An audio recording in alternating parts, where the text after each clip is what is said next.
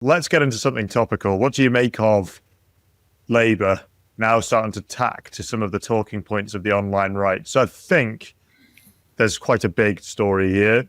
Keir Starmer, in the last few days, made a speech in which he referred to Britain becoming an island of strangers, unable to walk together in progress in the future. And he was specifically talking about mass immigration. And when questioned by Robert Peston, an establishment media journalist, saying, hang on, but you're going against immigration at this point, but it's so economically beneficial to the country, which anyone critical of mass immigration has proven time and time again through various data sets that it is not beneficial. Keir Starmer actually came back and said, no, the data does not back it up at all.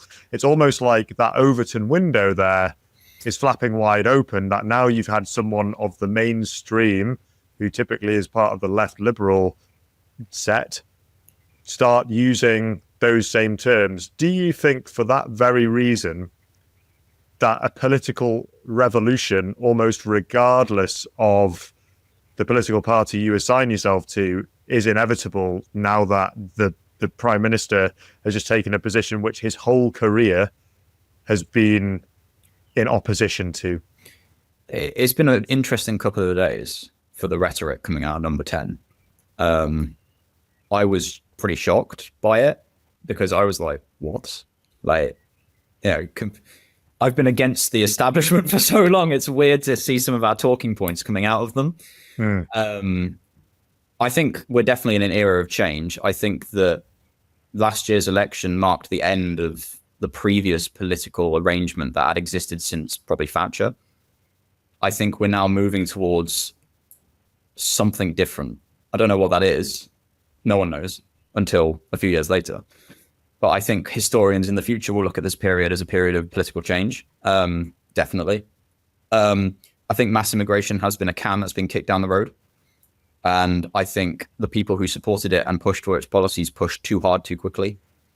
And that's really lashed out in their faces. Starmer saying it's pretty interesting because the man doesn't stand for anything, right? Like anyone who follows him knows that he will say what he wants to say in order to maintain some sort of political power. Because I think whatever happens in 2029, I don't think Labour will survive like the government. I don't think they'll be in power again. I think this is a one-term Labour government. But the immigration rhetoric's been very interesting. I mean, they've now pointed out that the Boris wave won't be eligible for ILR, which I was like, amazing. Like, good. Like that our ILR and citizenship requirements are tiny. Like Nigeria needs at least 15 years. Like, you know, like we only needed 5. So now they've pushed it to 10, which is still not perfect, but it's better than what we had. And if they keep doing that, I'm quite happy with it. But well, that is a Sam Bidwell talking point. We talked about Sam and his influential work on India and Pakistan, which he called before those things started to happen, which is we're going to start seeing more issues. If they go to war, we're going to be in trouble. And we've seen all the clashes outside of embassies and whatever. But he also did lots of work on the crazy number of benefits that we had on offer. And when I say benefits, not necessarily the welfare state, but that is also true on offer to people who are newly arrived. And one of his big things was the 5 years for indefinite leave to remain, almost regardless of the contribution that you've made. You just need to be around for 5 years and you can be here forever with access to everything in the welfare state. He said this needs to go to 15 at least, and we need higher thresholds. So it's very, very interesting he's brought this up. I think the thing that people will really want to see after this, now the common person is being exposed to some of those rather generous offers, shall we say.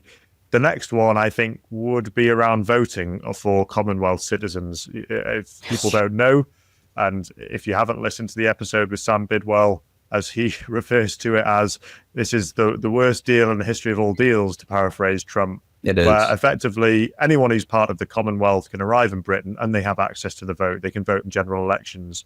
And when people look at the demographics who support a party like Labour, and we look at how little their vote increased at the last general election, which they won a landslide on compared to the previous one, it was a 1% increase and they came out with hundreds more seats, is that we know they are making offers to newly arrived peoples here in the British Isles, and those people are then likely to support them. So it becomes less of a conspiracy of their buying votes, and it proves that they kind of are. So whether they make a move on stopping Commonwealth citizens from voting in the election, because if they did, they would lose, and they're almost losing the next election by default by doing so, judging by the demographics of the people who vote for them. But I would imagine now people are starting to learn of these things, and you have the Sam Bidwells of this world and others really ramping this up, that there might be nowhere to go because we still got 4 years of Parliament left. It might need to be done, and it should be done because it's a robbery for all of us who are part of the country. It is. Commonwealth voting is an insane, like, I have very strong opinions about Commonwealth voting. It's ridiculous. It's absolutely ridiculous. It's one of those weird imperial legacy hangovers. And you know what? I wouldn't mind it so much if, say, I went to Australia and I could vote in an Australian election, but I can't. Right? You can't go anywhere in the Commonwealth and vote. Only if they come here, and it's just ridiculous. Like, why should they? Like, and it is buying votes. It is the Tories did it as well, because the Tories. Everyone goes on about Labour courting the Pakistani Muslim vote, but the Tories do the Hindu one. Yeah. And the Lib Dems probably do it to an extent as well. So it's like, you know, it's obvious. and I would love if the Labour government had the balls to say, you know what, we're probably screwed for 2029 anyway. Let's at least try and sort the country out, and got rid of Commonwealth voting. You know what? I'd actually be like, you know what, fair play. You've actually got a moral backbone there. I don't think they will do it, but I'd love to see it because it's just one step closer to solving the problem.